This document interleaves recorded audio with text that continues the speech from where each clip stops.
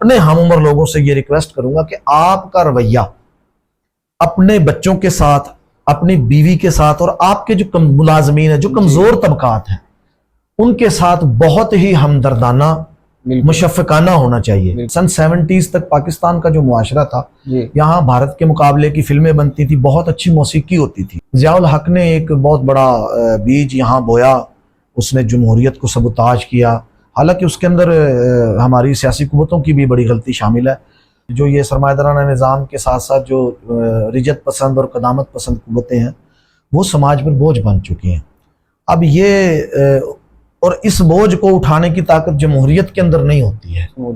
तो इस बोझ को हमेशा मार्शल और डिक्टेटर और जालिम और जाबरिया बादशाह ही उठा सकते हैं। शकील, अगर शायर ना होते तो क्या होते? तो हम अपने जो काम हम सर अंजाम देते हैं, हम वो बाज़ औक़ात खुशी से नहीं देते, वो हालात के जबर के अंदर हम अंजाम देते हैं। मुझे वैसे शायरी से ज़्यादा लगाव जो है वो मौसीकी के साथ है। मैं ये समझता हूँ कि दुनिया में जो बेहतरीन तख्लीक़कार है वो मौसीक़ार होता है। मैं अक्सर सोच के हैरान होता हूँ कि वो जब धुन बज रही होती है ना, तो आप गौर कीजिए, उसके अंदर वो गाने वाला गाना बंद करता है तो उसके और दोबारा उसके गाने के दरमियान ना एक वक्फा सा आता है।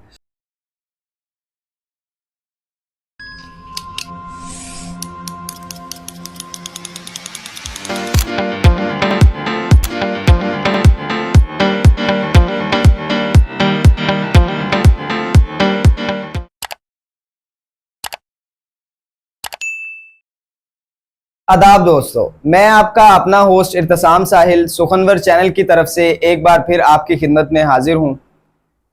सुखनवर चैनल पर हम बात करते हैं उन लोगों की जो लिखने का हुनर रखते हैं और शायरी में एक मजबूत पकड़ रखते हैं। उन्हीं लोगों में से आज हमारे साथ मौजूद है एक ऐसी शख्सियत जो ना सिर्फ शायरी में गहराई रखते हैं बल्कि अदब और तरवीज के साथ साथ मुआशरती कामों में भी अमल दखल रखते हैं। हमारे मेहमान शायर और अदीब होने के साथ साथ नसर निगार और कालम निगार भी हैं।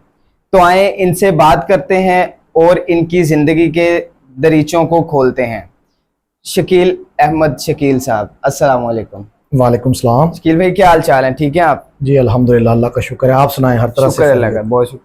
शकील भाई, सबसे पहले तो मैं शुक्रिया अदा करना चाहूँगा कि आपने अपनी मसरूफ़ ज़िंदगी में से हमारे लिए कुछ टाइम निकाला और हमारे इस चैनल पे तशरीफ लाए। बहुत शुक्रिया आपका। आपका शुक्रिया, आपके चैनल का शुक्रिया। मसरूफियत कोई नहीं, बस ऐसे ही सब लोगों की एक जैसी ज़िंदगी होती है। और आपका चैनल जो है वो समाजी मामलात को लेकर जो काविशें कर रहा है उकाड़ा के अंदर, ये काबिल तहसीन है।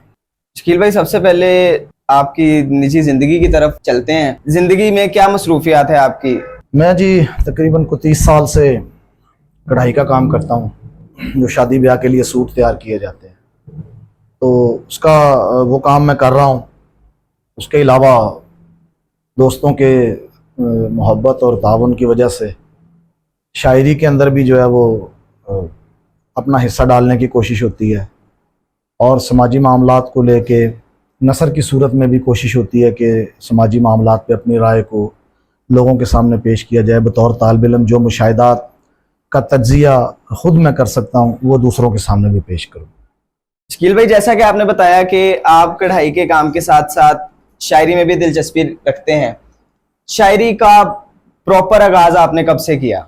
2016-17 में माजिद रज़ा अंबर साहब तरवीज पाकिस्तान के चेयरमैन हैं, उनके साथ मुलाकात हुई। उनके तवस्सुत से मैं अंजुमन तरक्की पसंद मुसन्निफ़ीन के इजलास में जाना शुरू हुआ।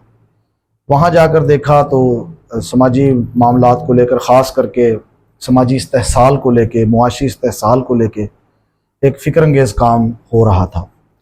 और वहाँ शायरी जो है वो रोमानवियत अपने अंदर समोए हुए हर वक्त मौजूद रहती है, और समाज में शायरी का जो मौसीकियत का जो हिस्सा है वो लाज़िम व मलज़ूम है। घुटन के अंदर आप ख़ूबसूरत अशार कहें, ख़ूबसूरत धुन बनाएं, तो ये मुआशरे के ऊपर इन लोगों का फ़नून लतीफ़ा के अंदर एहसान है। तो मैं ये समझता हूँ कि 2016 से माजिद रज़ा अंबर की वजह से इस फील्ड में आना हुआ, तो उसके बाद ये सिलसिला अभी तक जारी है। क्या शकील भाई, 2016-17 जैसा कि आपने बताया, आपने उसी दौरानिए में अपनी शायरी का पहली गज़ल या शेर लिखा, या उससे पहले आपने स्टार्टअप ले लिया था इस चीज़? शायरी जो है वो मेरा ख्याल है स्कूल दौर में ही कुछ कहना शुरू कर दिया था, लेकिन वो बेतरतीब था, उसकी कोई तरतीब नहीं थी। असातिज़ा के बगैर कोई भी काम आसान नहीं होता। 2016 में जो है वो फिर बाकायदा शायरी को समझ के कोशिश की है कि करना शुरू किया। शकील भाई, आप मुझे अपनी तमाम शायरी मजमुआ में से जो आपको सबसे ज्यादा अच्छी गजल या कोई शेर लगता है वो सुनाए। दो अशार सुना देता हूँ। मुझे तो अपनी सारी शायरी अच्छी लगती है, तो दो अशार मैं सुना देता हूँ कि शहर दिल में घर कई मिस्मार थे, शहर दिल में घर कई मिस्मार थे, दिल से दिल तक हर जगह बाजार थे। वाह वाह। और थे अभी बैठे परिंदे शाख पर, थे अभी बैठे परिंदे शाख पर, उसके आने के अभी आसार थे। क्या बात है जी, क्या बात है। बहुत अच्छे शकील भाई, बहुत अच्छे। शकील भाई, जैसा कि आपने तरवीज अदब का जिक्र किया अभी पिछले सवालों में, मेरे इल्म के मुताबिक आप तरवीज अदब के जनरल सेक्रेटरी भी हैं, तो ये सफर आपकी जिंदगी में कैसा रहा? तरवीज अदब पाकिस्तान आज से कुछ 4-5 साल पहले हमने शुरू की दोस्तों ने मिलकर, और वो कुछ ज़्यादा संजीदगी के साथ शुरू नहीं की थी, लेकिन फिर उसके साथ साथ वक्त के साथ साथ जो है वो दोस्त, नए दोस्त अहबाब शामिल होते गए, और उनके शामिल होने से तरवीज अदब पाकिस्तान जो है वो अब इस्लामाबाद से लेके कराची तक उसके अंदर दोस्तों की शमूलियत है। शहबाज अहमद रांझा साहब हमारे सरपरस्त आला हैं, जमील हाशमी साहब मुल्तान से जी, वो सदर हैं, उसके अलावा कराची से भी कुछ दोस्त हैं, मुजफ्फरगढ़ से भी हैं। तो अब ये सिलसिला पाकिस्तान भर में जारी है। माशाल्लाह। पाकिस्तान भर में ये सिलसिला जारी है। ये पाकिस्तान के किन किन शहरों में तरवीज अदब प्लेटफॉर्म मुहैया कर रही है नए आने वाले शायरों को? इस्लामाबाद, फैसलाबाद, लाहौर, उकाड़ा, साहिवाल, मुजफ्फरगढ़, मुल्तान, और आने वाले वक्त में जल्द ही जो है वो कोयटा और सक्खर, इन दो जगहों पे भी कोई प्रोग्राम्स जो है उनका इनकाद किया जाएगा इंशाल्लाह इंशाल्लाह। शायरी में शकील भाई, आप किस शायर को जो है वो ज्यादा सुनना पसंद करते हैं? आप कहते हैं कि यार ये बंदा बहुत कमाल लिखता है। पाकिस्तान में बहुत सारे शोरा ने, बरसगीर में बल्कि बहुत सारे शोरा ने अपना काम किया है और ख़ूब काम किया है। वैसे तो फैज़ अहमद फैज़ के बड़ा नाम है, अलावा कोई ख़ास इतना ज़्यादा मुझे ज़ाती तौर पे शायरी, क्योंकि उनके मौज़ूआत जो है बहुत लतीफ़ भी होते हैं जी, और समाजी मुशाहिदे से भरपूर होते हैं। वैसे तमाम शोरा का कलाम ही अच्छा लगता है, लेकिन मुझे अपना कलाम भी बहुत अच्छा लगता है। शकील भाई, आप किस शायर की शागिर्दी में इस टाइम जो है वो कर रहे हैं शायरी का? मेरे उस्ताद सिर्फ शायरी में नहीं, इस खुशकिस्मती से मेरे स्कूल के उस्ताद भी हैं, और उसके बाद मेरे नज़रियाती उस्ताद भी हैं, और शायरी में भी मैं उनसे इस्लाह लेता हूँ। जनाब फजल अहमद खुसरो साहब उकाड़ा से अंजुमन तरक्की मुसन्निफीन पंजाब के सेक्रेटरी जनरल हैं इस वक्त वो, और नाबगा शख्सियत हैं, बड़े आदमी हैं। मेरी खुशकिस्मती कि मुझे उनकी शागिर्दी नसीब हुई। फजल अहमद खुसरो साहब उकाड़ा का एक बहुत ही प्यारा और बड़ा नाम, बहुत अच्छा लिखते हैं। आपको फजल अहमद खुसरो साहब की कोई शायरी जहन में आ रही हो? उनका एक गज़ल है, बहुत खूबसूरत गज़ल है कि शहर से घर और घर भी अपनी ज़ात में रहना पड़ता है। वाह वाह, क्या बात है। शहर से घर और घर भी अपनी ज़ात में रहना पड़ता है, हमसे बेऔकातों को औकात में रहना पड़ता है। क्या बात है। और इसका एक शेर है कि वक्त के साथ बदलने वाले बात बदलते रहते हैं, वक्त बदलने वालों को तो बात में रहना पड़ता है। वाह जी वाह, क्या बात है, बहुत ही उम्दा। शकील भाई, तरवीज अदब के साथ साथ अंजुमन तरक्की पसंद मुसन्निफीन जैसी तंजीमों से भी आप मुंसलिक रहे हैं। तरवीज अदब का तो आपने बताया कि आपका सफ़र उसके साथ कैसा रहा। अंजुमन तरक्की पसंद तंजीम के साथ जो है वो आपका सफ़र कब से शुरू हुआ और कैसा रहा वो? मैं बुनियादी तौर पे तरक्की पसंद हूँ, सोशलिस्ट हूँ और सेकुलर आदमी हूँ। समाज की घुटन मुझे तंग करती है, और मेरी ख्वाहिश होती है कि जो समाज की घुटन मुझे तंग करती है वो अल्टीमेटली लामहाला दूसरों को भी तंग करती होगी। तो मैं बतौर समाजी मुशाहिदाकार ये समझता हूँ कि हम सब बुनियादी तौर पे तरक्की पसंद होते हैं, लेकिन मुआशरे की क़दामत पसंद रवायात हमें तरक्की पसंद होने से रोक लेती हैं, या उसकी हमारी तरक्की पसंद शख्सियत को मस्ख कर देती हैं। तो इसके लिए सबसे ज़्यादा ज़रूरी है कि समाज के अंदर मकालमा वो फ़रोग़ पाए। मकालमा के प्लेटफार्म्स यहाँ मौजूद ही नहीं हैं। बिल्कुल। और जो प्लेटफार्म यहाँ मौजूद हैं उन प्लेटफार्म के अंदर भी मसला ये है कि समाज की जो घुटन है, रियासती, हकूमती और क़दामत पसंद जो ताकतें हैं, इस्तेहसाल करने वाली जो ताकतें हैं, उन्हें किसी तौर पे भी ये बात सूट नहीं करती कि यहाँ मकालमा फ़रोग़ पाए। जब मकालमा फ़रोग़ पाता है तो हमारे अज़हान के अंदर, तमाम लोगों के ज़हनों के अंदर सवालात पैदा होते हैं, और जो सवालात पैदा होते हैं वो जवाब तलाश करने की पूरी कोशिश करते हैं। तो कोई भी तालिब इल्म, कोई भी बच्चा यहाँ सवाल ना करे और सवाल का जवाब तलाश ना करे, और लोग ऐसे ही सुभान अल्लाह, माशाअल्लाह और वाह वाह करते हुए यहाँ से चले जाएं, ये इस्तेहसाली क़ुव्वतों का एजेंडा है। इस ऐसे माहौल के अंदर अंजुमन तरक्की पसंद मुसन्निफ़ीन और ऐसे प्लेटफार्म जो घुटन के ख़िलाफ़ किसी भी किस्म की आवाज़ बुलंद करते हैं, और मैं ये समझता हूँ कि वहाँ जाकर अपनी आवाज़ उन आवाज़ों के अंदर शामिल करना जी, ये बतौर समाजी जानवर हमारी बहुत बड़ी जिम्मेदारी है। बिल्कुल ऐसे। शकील भाई, आपने कहा मुआशरती घुटन दूर करने के लिए मुकालमा बहुत ज़रूरी है। क्या आप समझते हैं कि एक जमहूरी मुआशरते के बगैर कोई भी मुआशरा इजहार की आज़ादी देता है कि मुकालमा फ़रोग़ पाए? बुनियादी तौर पे इंसान जब से बोलना और लिखना और अपनी कम्युनिकेशन उसने सीखी है, उस वक़्त से आज तक इंसान अपने रास्ते से कांटे चुनता आ रहा है, और वो कांटे कभी भी जमहूरियत के बगैर मुमकिन नहीं होते। हर दौर की जमहूरियत की अपनी शक्लें होती हैं जी। आज जमहूरियत की जदीद तरीन जो शक्ल मौजूद है, ये भी अभी नापुख्ता और कच्ची पक्की है। ये जमहूरियत की हमारे यहाँ जो राइज जमहूरियत है, मैं उसकी बात कर रहा हूँ। यूरोप और दीगर ममालिक में इस जमहूरियत की अच्छी शक्लें मौजूद हैं, क्योंकि वहाँ भी खामी है, लेकिन मुकालमा फ़रोग़ पाए, इतनी आज़ादी हमारे यहाँ पाकिस्तान में अभी तक बदकिस्मती के साथ मौजूद नहीं है, और उसकी बुनियादी वजह पाकिस्तान की तश्कील के मराहिल के अंदर मौजूद है कि पाकिस्तान की तश्कील जो है वो जिन उमूर को लेकर की गई थी, वो अमूर अब सवालिया निशान के अंदर ढलते जा रहे हैं, और उन मामलात के ऊपर अब जो है वो जब गौर किया जाता है, तज्जिया किया जाता है, तो हमें पता चलता है कि जमहूरियत दरअसल पाकिस्तान बनाने वालों ने, पाकिस्तान का डिज़ाइन करने वालों ने ऐसी रखा, इसका डिज़ाइन ऐसा रखा कि यहाँ जमहूरियत अपने असली मानों में फ़रोग़ ना पा सके। उसके लिए रियासत ने बहुत सारे अवामिल जो है यहाँ अनासर उनको खड़ा किया, उनको बहुत ताकतवर किया। घुटन को कायम रखने के लिए एक उभरते हुए मुआशरे को, एक खूबसूरत सन 70s तक पाकिस्तान का जो मुआशरा था, यहाँ भारत के मुकाबले की फिल्में बनती थी, बहुत अच्छी मौसीकी होती थी, हमारे यहाँ मेले, रक्स, मौसीकी, ख़वातीन का बहुत कंट्रीब्यूशन थी। हमारी यूनिवर्सिटीज़ की आप उस वक़्त की तस्वीर और वीडियोस देखेंगे, कराची के साहिल की तस्वीर देखेंगे, तो आपको पता लगेगा कि पाकिस्तान बहुत तरक्की याफ्ता मुल्क था। तो यहाँ ये जो पैटर्न था, ये हमारे आने वाले वक्त के लिए हमारे हुक्मरानों को किसी तौर भी नहीं भाता था। तो उन्होंने, क्योंकि रूस के ख़िलाफ़ एक बहुत बड़ा महाज हमने खोलना था, तो वहाँ एक सेकुलर और खुला डुला मुआशरा और मुकालमा उन्हें किसी तौर भी नहीं भाता था।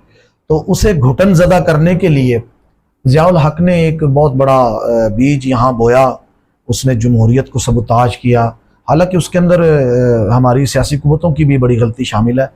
तो सियासी कुव्वतों को फ़रोग़ ना पा सकें, सियासी कुव्वतें फ़रोग़ ना पा सकें, इसके लिए रियासत ने बहुत सारा सरमाया और कुव्वत सर्फ किया। आप जो कह रहे हैं कि जमहूरियत के बगैर मुकालमा 1 इंच भी आगे नहीं बढ़ सकता, क्योंकि जमहूरियत के बगैर भी मार्शल्ला के अंदर भी बहुत खूबसूरत मुकालमा होता है और उसके अंदर बहुत खूबसूरत अदब तख्लीक होता है। लेकिन जैसा खुला मुकालमा हमें जमहूरियत और जमहूरी मुआशरों के अंदर मिलता है, वैसा मुकालमा होना बहुत ज़रूरी है। आपका बहुत खूबसूरत सवाल था। मैं ये समझता हूँ कि इसी जिद्दोजहद को लेकर आज कौम जो है वो सफ़र कर रही है, और दुआ करता हूँ कि अल्लाह करे ये जो नौजवान इस वक्त मुज़ाहमत कार मुकालमे के लिए, जमहूरियत के लिए, वोट के लिए जिद्दोजहद कर रहे हैं, ये अपने मकसद में कामयाब हो। शकील भाई, अभी सवाल में आपने माशाअल्लाह का जिक्र किया, इस चीज़ की आपकी नज़र में क्या अहमियत है? दरअसल इंसान, मैंने पहले भी अर्ज़ की कि इंसान पहले दिन से जो है वो अपने रास्ते के कांटे चुनता आ रहा है। जी। जदीद दौर के अंदर आकर इस्तेहसाली निज़ाम और जो कैपिटलिज़म है उसकी जड़ें जो हैं वो बहुत गहरी और मजबूत हो गई हैं, लेकिन वो हमारे मौज़म भट्टी साहब हैं उकाड़ा के, वो कहते होते हैं कि ये ओवर प्रोडक्टिव हो गया है। Over productive. जमहूरियत जो है ये भी, और जमहूरियत नहीं, सॉरी, कैपिटलिज्म भी, और जो ये सरमायादाराना निज़ाम के साथ साथ जो रिजत पसंद और कदामत पसंद कुव्वतें हैं वो समाज पर बोझ बन चुकी हैं। अब ये और इस बोझ को उठाने की ताकत जमहूरियत के अंदर नहीं होती है। जमहूरियत के अंदर नहीं। तो इस बोझ को हमेशा मार्शल्ला और डिक्टेटर और जालिम और जाबरिया बादशाह ही उठा सकते हैं। तो जमहूरियत हमारा गोल है, जमहूरियत ही हमारा सियासी ईमान है। शकील भाई, हमने तब से अब तक बहुत से मौज़ूआत पे बात की। अब मैं शकील की ज़ात पर कुछ चंद छोटे सवाल करना चाहूँगा कि शकील अगर शायर ना होते तो क्या होते? कुछ भी, ये कोई इतनी बड़ी बात नहीं है। हम जाए, ये दुनिया जाए इत्तफाकात और हादसात है। हम मतलब शायर ना होता, मैं कोई और काम कर रहा होता, जैसे कुछ और कर रहा हूँ, ये कोई बहुत बड़ी चॉइस भी नहीं होती है। और हम जबर के माहौल में, हम माहौल के थपेड़े हमें खींच के कभी इधर ले जाते हैं, कभी उधर ले जाते हैं। तो हम अपने जो काम हम सर अंजाम देते हैं, हम वो बाज़ औक़ात खुशी से नहीं देते, वो हालात के जबर के अंदर हम अंजाम देते हैं। हमारी मर्जी उसमें शामिल बाज़ औक़ात नहीं होती। इसी तरह शायरी भी पता नहीं कौन से ख्वाब ख्याल, किस तख़य्युल की जो है वो बरहोने मन्नत है। तो शायर ना होता तो कोई तो काम कर रहा होता, जैसे रोज़ी कमाने के काम वो कर रहे होते हैं। मुझे वैसे शायरी से ज़्यादा लगाव जो है वो मौसीकी के साथ है। मैं ये समझता हूँ कि दुनिया में जो बेहतरीन तख्लीक़कार है वो मौसीक़ार होता है। मैं अक्सर सोच के हैरान होता हूँ कि वो जब धुन बज रही होती है ना, तो आप गौर कीजिए, उसके अंदर वो गाने वाला गाना बंद करता है तो उसके और दोबारा उसके गाने के दरमियान ना एक वक्फा सा आता है। उसके अंदर कौन सा सितार कहाँ बजाना है, इंस्ट्रूमेंट कौन सा, बांसुरी कहाँ बजानी है, ढोलकी को कितना बजाना है। मैं उसको सुन के बहुत महजूज होता हूँ और सोचता हूँ कि यार क्या कमाल इनका ज़हन है कि किस किस जगह से इन्होंने चीज़ों को उठा के इतनी खूबसूरती से बजाया है कि वो सुनते हुए आदमी गुम हो जाता है किसी जगह। तो मौसीकी जो है वो बहुत बड़ी, मेरी शायरी से ज़्यादा मुझे मौसीकी जो है वो बहुत ज़्यादा पसंद। आपकी बातों से भी लग रहा है कि मौसीकी में ज़्यादा इंटरेस्ट है आपका, तो खुद भी गुनगुनाते हैं कुछ? हाँ, काश मैं अच्छा गुनगुना सकता, ये मेरी बड़ी ख्वाहिश थी। मैं रक्स कर सकता। एक मुसीबत ये है कि मैं एक बदकिस्मती से ऐसी फैमिली में पैदा हुआ जिनके यहाँ जो है वो नाचना और गाना मायूब समझा जाता था। राजपूत फैमिली से मेरा ताल्लुक है, वहाँ इनको बड़े बुरे अंदाज से जो है वो ट्रीट किया जाता है। तो मुझे अगर कुदरत दोबारा पैदा होने का मौका दे तो मैं अहले फ़न, जिनको हमारे यहाँ मेरासी कहा जाता है, जो अमन की, मोहब्बत की, खूबसूरती की और खुशबू की, रंगों की जो बात करते हैं और इन खूबसूरतियों को आगे बढ़ाते हैं, मैं उन फैमिलीज में पैदा होना पसंद करता। क्या बात है। अभी आप गुनगुनाएंगे कुछ दो लाइनें? और मैंने कहा मैं काश अच्छा गुनगुना सकता, ये मेरे बस की बात नहीं है। मेरी ख्वाहिश थी कि मैं अच्छा गुनगुना सकता और अच्छा रक्स कर सकता। चलें, एक सवाल और आपकी ज़ात के मुताल्लिक आपसे ही पूछते हैं कि अगर आप शकील को सिर्फ 3 लफ्ज़ों में बताना चाहो तो वो कौन से 3 लफ्ज़ होंगे? या कह लें कि शकील अहमद शकील, बस मैं इतना ही जानता हूँ, बाकी ऐसा ही है, कुछ खास नहीं। शकील भाई, जैसा कि आपने बताया कि आप 2016-17 से शायरी कर रहे हैं, आपका अभी तक कोई शायरी मजमुआ मंजर आम पर आया है? नहीं, अभी तक मेरा 2026 में इंशाल्लाह प्रोग्राम है, मेरा शायरी का मजमुआ आएगा इंशाल्लाह जी, इंशाल्लाह। नसर निगारी और कालम निगारी का जिक्र किया आपने। मैं आपसे सबसे पहले ये पूछना चाहूँगा कि नसर निगार और कालम निगार में क्या फ़र्क होता है? असल में बुनियादी तौर पे कालम निगार नसर निगार ही होता है। कालम निगार जो है वो स्पेसिफिक चीज़ों को जब वो कुछ किसी चीज़ के ऊपर लिखता है तो उसे कालम निगारी कहा जाता है। असल में ये कई जहतें हैं नसर निगारी की, मजमून निगारी है, अफसाना निगारी है, नावल है, कहानी है, ड्रामा है। इस तरह से कालम निगारी भी इसकी एक सिंफ है, मजमून की एक शक्ल है। तो कालम और आम जो कोई वैसे तहरीर लिखी जाती है मजमून की शक्ल में, बुनियादी मकसद उसका आपके यहाँ समाजी मुशाहिदात को कलम बंद करना है ताकि दूसरे लोगों तक ये मुशाहिदा पहुँचे और उसके अच्छे नताइज बरामद हो। शायरी के मुकाबले में जैसे मुझे मौसीकी ज़्यादा पसंद है, वैसे ही शायरी के मुकाबले में नसर निगारी जो है वो बहुत उम्दा और ज़्यादा मुश्किल और पेचीदा काम है। शायरी के अंदर इंसान शेर कह के उसके मतलब से मुकर सकता है, उसके अंदर से बहुत सारे रास्ते निकल सकते हैं, लेकिन नसर के अंदर इंसान जो बात कहता है फिर उसको अपने कदमों के ऊपर खड़ा होना पड़ता है। लिहाजा नसर निगारी जो है वो लिखाई की सिंफ का सबसे मोतबर जो हवाला है। शकील भाई, जैसा कि मैंने स्टार्ट में जिक्र किया कि आप भी नसर निगारी करते हैं, कालम निगारी करते हैं, में आपका पसंदीदा मौजू क्या है? समाजी मुशाहिदात किसी भी अंदाज में कलम बंद किए जाएं और लोगों तक पहुंचाए जाएं। कालम निगारी में ये है कि अखबार के ज़रिए से आपके कुछ लोगों तक पहुंचता है ऐसे जब, लेकिन जो जदीद मीडियम है, मैं ये समझता हूँ फेसबुक, सोशल मीडिया और ये दीगर जो इंस्टाग्राम वगैरह, इनके ऊपर लिखना जो है, मैं वो समझता हूँ अब अखबार का मुतबादिल है। और पूरी पूरी किताबें, हमारे यहाँ एक बुजुर्गों को शिकवा रहता है, वो कहते हैं कि हमारे बच्चे पढ़ते नहीं हैं जी। मैं इससे बड़ा शदीद इख्तलाफ करूँगा। आज के दौर में आप लोगों को देखेंगे, बच्चों को देखेंगे कि वो बड़ी जल्दी सवालात को पिक करते हैं और बड़े शदीद सवालात करते हैं। बल्कि मैं इसे ये समझता हूँ कि इस दौर में हमारे यहाँ जनरेशन गैप बड़ी शिद्दत के साथ जो है वो मौजूद है। हमारे जो हमसे जो पिछली नस्ल थी, उनके यहाँ एक मसला है, वो अगली नस्ल को स्पेस देने के लिए और उनकी सलाहियतों को तस्लीम करने के लिए तैयार नहीं है। मेरा ये ख्याल है कि उनके यहाँ इक़्तिदार से चिमटे रहना उनके मिजाज का खासा बन चुका है। उसके अंदर हमारे असातिज़ा, हमारे वालिदैन, हमारे जो है दानिश्वर, अहले कलम, शायर, तमाम तबकात ने जो है वो किसी न किसी हद तक माजरत के साथ बददयानती से काम लिया है। तो जितने कांटे हमारे यहाँ इल्मी फ़िक्री माहौल के अंदर मौजूद हैं, वो ज़िम्मेदारी थी बुनियादी तौर पर इन सब अहबाब की जिनका मैंने ऊपर जिक्र किया है कि ये लोग मिल के मुआशरे को घुटन से निकालते, लेकिन उन्होंने मजीद घुटन पैदा की है।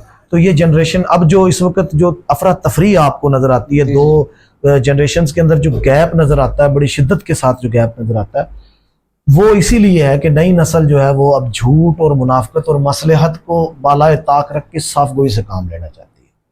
तो मैं ये समझता हूँ कि मेरा ख्याल है कि अब हमारे असातिज़ा और अहले राय और बड़े लोगों को इक़्तिदार हर प्लेटफॉर्म पे वो अगली नस्ल को मुंतकिल कर देना चाहिए और बखुशी से उनके पीछे खड़ा होना चाहिए। अगर मैं जिंदा रहा और मेरे बच्चे इस उम्र को पहुंचे कि वो इक़्तिदार के काबिल हुए उम्र के एतबार से, तो मैं जल्द अज जल्द चाहूँगा कि मेरे होते हुए इक़्तिदार पे आए, वो चाहे घर का इक़्तिदार हो, बिजनेस का इक़्तिदार हो, मुल्क का इक़्तिदार हो, हमारी शायरी की जो प्लेटफॉर्म्स होते हैं उनका इक़्तिदार हो।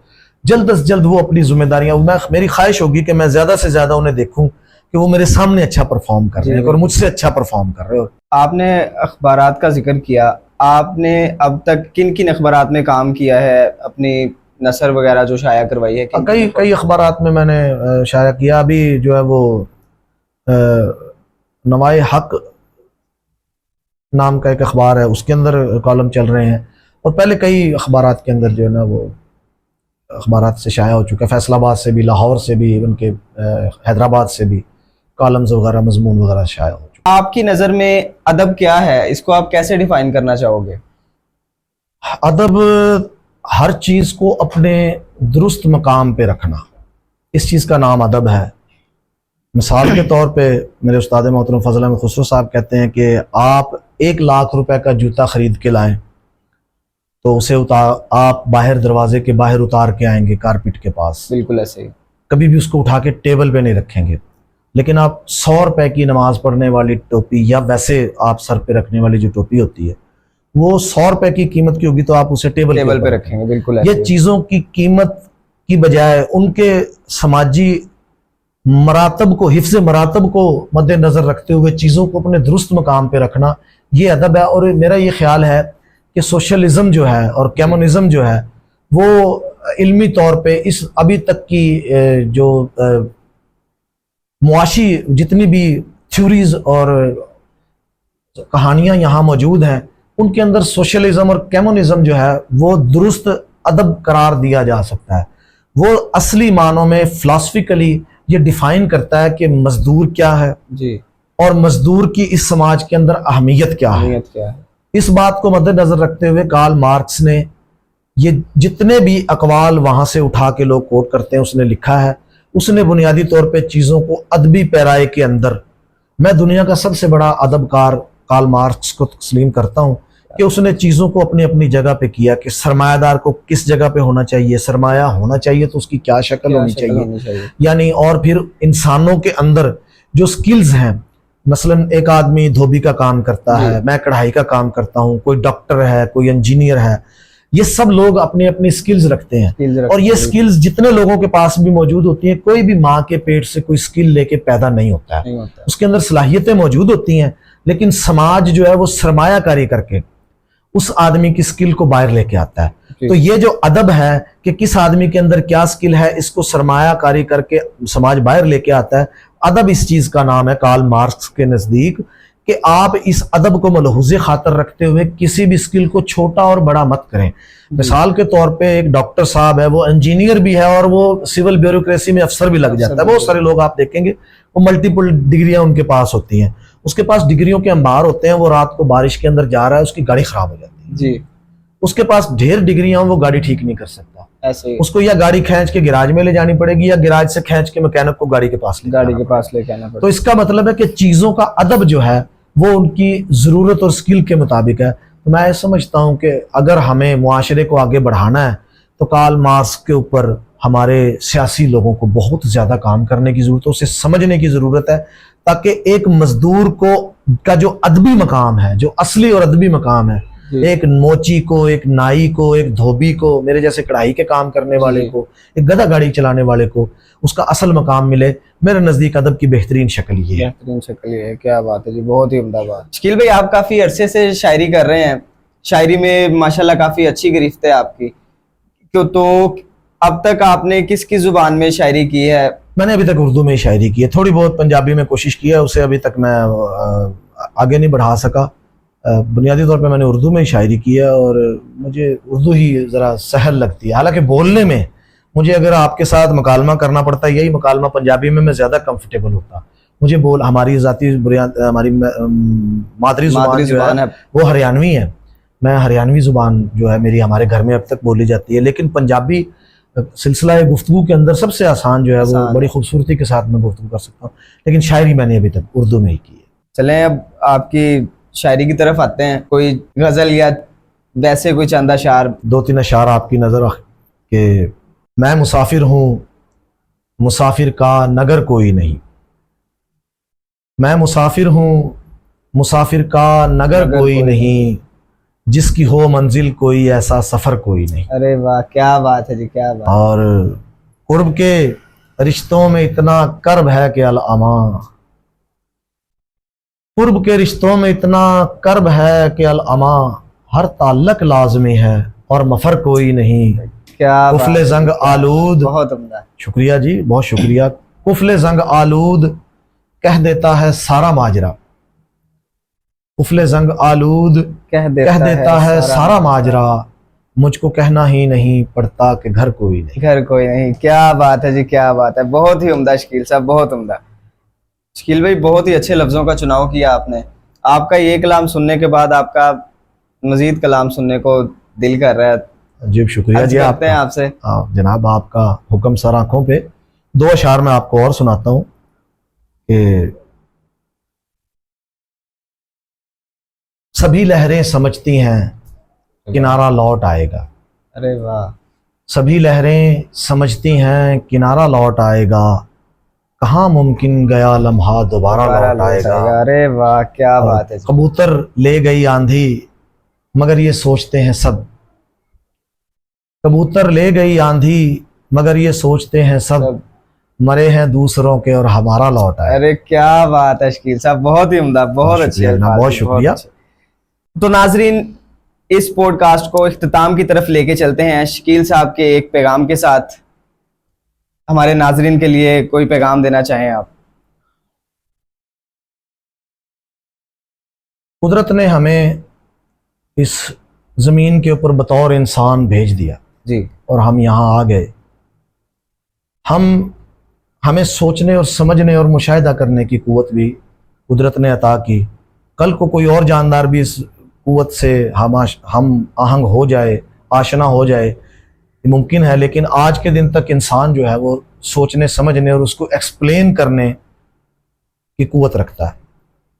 बतौर समाजी इकाई, समाजी जानवर के, मैं ये समझता हूँ कि हमें आने वाले इंसान के रास्ते से कुछ कांटे उठा के जाना चाहिए। बिल्कुल। अपने लिए जीना, ये मुहावरतन कहा जाता है, कोई कमाल नहीं है, लेकिन हम बुनियादी तौर पे अपने लिए ही जीते हैं।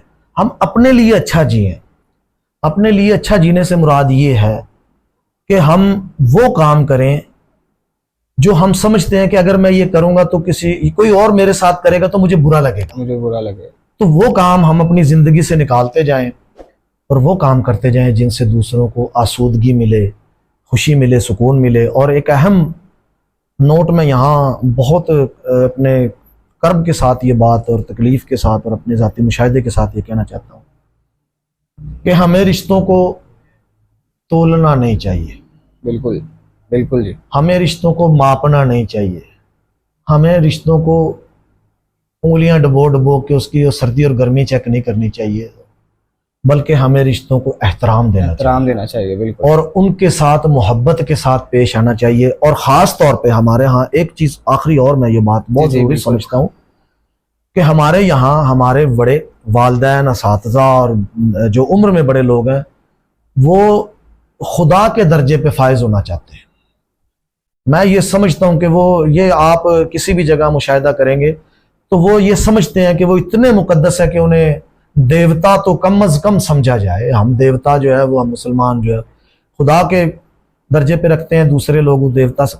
तो ये मसला जो है ना हमारे यहाँ राइज है। मैं अपने हम उम्र लोगों से ये रिक्वेस्ट करूंगा कि आपका रवैया अपने बच्चों के साथ, अपनी बीवी के साथ और आपके जो मुलाजमीन है, जो कमजोर तबकात हैं, उनके साथ बहुत ही हमदर्दाना, मुशफ़क़ाना होना चाहिए, बजाय इसके कि जो रविश हमने भुगती है। हमारे असातिज़ा को वालिदैन जाके कहते होते थे कि हड्डियां साडियां मांस तुहाडा ते बच्चे नूं पढ़ाओ। ते असी जिहड़ा ना कोई इत्थे आइंस्टाइन और न्यूटन नहीं पैदा कीते, साडे बच्चे स्कूलों भज्जे ने। शफकत बुनियादी अंसर है। हमारे बच्चे डिजर्व करते हैं, बल्कि हमारे ऊपर फर्ज है। मेरा जो बच्चा जो पैदा हुआ है उसने मुझे कोई एप्लीकेशन नहीं भेजी थी कि अब्बा जी मुझे दुनिया में लाएं।